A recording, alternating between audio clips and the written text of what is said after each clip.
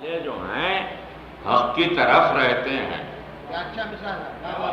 حق والے جو ہیں حق کی طرف رہتے ہیں، دل قبلے میں رخ سوئے نجف رہتے ہیں، سر کٹ کے سرفراز وہ ہوتے ہیں صبا جو راہ خدا میں سر بکف رہتے ہیں۔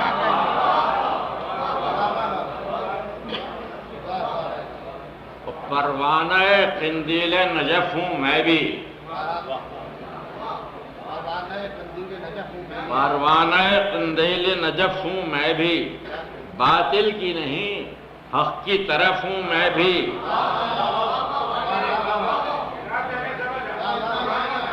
پروانہ قندیل نجف ہوں میں بھی، باطل کی نہیں حق کی طرف ہوں میں بھی۔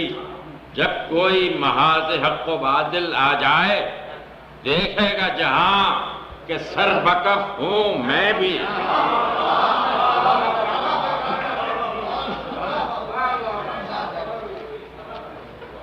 صدر محترم، مہمان خصوصی پروفیسر منظور حسین صاحب، شور پروفیسر ابوالخیر کشفی صاحب، جناب احمد رضا حمدانی صاحب، عزیز محترم صاحبہ اختر، محب گرامی جناب حنیف اسدی، ان سب حضرات کی تشریف آوری میرے لیے موجب فخر و مباحات ہے۔ آپ حضرات نے جس محبت اور خلوص کا مظاہرہ کیا ہے، میں اظہار تشکر کر کے اس کی توہین کرنے کی جسارت نہیں کر سکتی۔ مجھے اپنی بے بضاعتی اور کمزوریوں کا دلی احساس ہے۔ میں نے شعر گوئی کو وسیلہ اظہار ذات بنانے سے عمدن گریز نہیں کیا ہے، بلکہ میں فطری طور پر گوشہ گیری اور عزلت گزینی کا خوگر رہا ہوں۔ میں ہمہ وقتی شاعر بھی نہیں ہوں۔ میری شاعری کے ابتدائی 10 سال اکتساب علم میں گزرے، جس میں سے شاعری کے حصے میں بہت تھوڑا وقت آیا۔ سن 1928 میں سے میں خاندان کا کفیل ہو گیا، اور اس کے لیے مجھے کیا کیا کرنا پڑا اس کی تفصیل غیر ضروری ہے۔ صبح 7 بجے سے رات کو 10 بجے تک اپنے فرائض منصبی ادا کرنے کے بعد بھی میں نے غزلیں کہیں، مشاعرے پڑھے، احباب کو مشورہ سخن بھی دیا، لیکن کبھی اپنی دنیاوی مصروفیات کو شعر و شاعری پر قربان نہیں کیا۔ اصلاً میں غزل کا شاعر ہوں۔ میرا عقیدہ ہے کہ غزل کو شاعر اگر اسے مبادیات شعر سے آگاہی ہو تو ہر صنف سخن میں کامیابی سے گامزن ہو سکتا ہے۔ میں نے سب سے پہلے شہدائے کربلا کی محبت میں سلام لکھنا شروع کیے اور انہیں قبول عام حاصل ہوا۔ پھر سن 36 میں پہلا مختصر مرثیہ عرض کیا، اس کے بعد سن 46-47 میں دوسرا طویل مرثیہ کہا، جس میں ان ستم رسیدہ لوگوں کو جو حصول پاکستان کے لیے جان و مال کی قربانیاں دے رہے تھے یاد دلایا کہ یہ قربانیاں آج سے نہیں ابتدائے اسلام سے دی جاتی رہی ہیں۔ اس کے بعد انجمن ایرانیان میں مرثیہ خوانی کی سالانہ مجالس کا انعقاد ہوا، جس میں سب سے پہلا مرثیہ میں نے پیش کیا۔ پھر ہر سال اس مجلس کے لیے مجھے نیا مرثیہ کہنا پڑا، تاہاں کہ ڈاکٹر یاور اکبر صاحب کے دولت خانے پر سلسلہ مجالس شروع ہو گیا۔ اب مجھے ہر سال ایک کی بجائے 2 مرثیے کہنے پڑے۔ جس میں طاقت تھی، صحت برقرار تھی، ایک ہفتے کے وقفے سے مرثیہ کہنے میں لطف آنے لگا۔ سامعین میں جہاں سید آل رضا مرحوم، مرزا حامد حسین لکھنوی مرحوم، شہزادہ جہانگیر قدر مرحوم، شہزادہ عالمگیر قدر مرحوم، مولانا لقا علی مرحوم، سید مسعود رضا مرحوم، سید علی حسنین زیبا رضولوی مرحوم موجود ہوتے تھے، مرثیہ پڑھنا آگ سے کھیلنا تھا۔ یہ سب حضرات مرثیے کے نفس شناس تھے اور کوئی ایسی بات برداشت نہ کر سکتے تھے جس میں آداب مرثیہ کا لحاظ نہ رکھا گیا ہو۔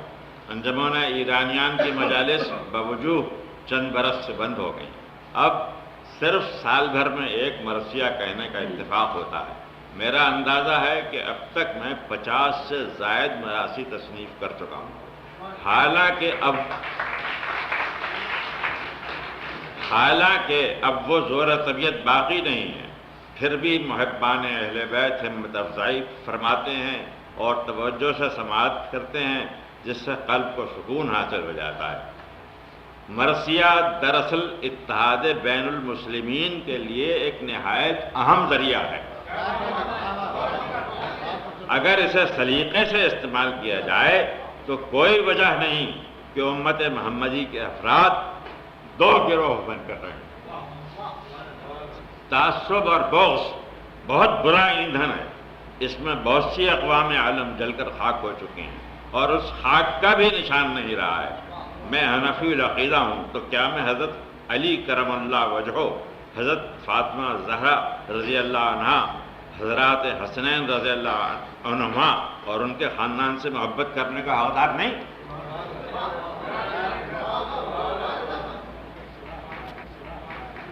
میں تو مرثیہ بلائے آل محمد میں ڈوب کر کہتا ہوں۔ مجھے حسین اور ان کے رفقا میں عزم و استقامت کے نمونے نظر آتے ہیں۔ میں خاندان نبوت کی خواتین میں صبر و استقامت کی تصویریں دیکھتا ہوں۔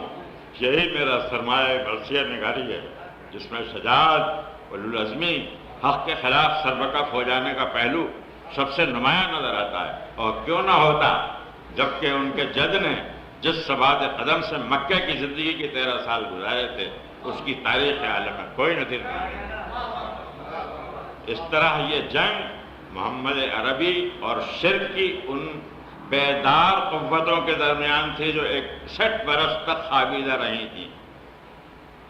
آخر میں جناب صدر گرامی پروفیسر کرار حسین صاحب، جناب مخدومی ابوالخیر کشفی صاحب، ادیب لبیب جناب پروفیسر منظور حسین شور صاحب، نقاد سخن اور صاحب نظر جناب احمد حمدانی صاحب، حضرت حنیف اسدی صاحب اور جناب صاحبہ اختر صاحب کا سپاسگزار ہوں کہ اپنے قیمتی اوقات میں سے یہ لمحات نکال کر مجھ ہیچ متا کی ہمت افزائی فرمائی، اور حاضرین خواتین کی خدمت میں بھی ہدیہ تشکر پیش کرتا ہوں کہ اس تقریب میں شامل ہو کر مجھے عزت بخشے۔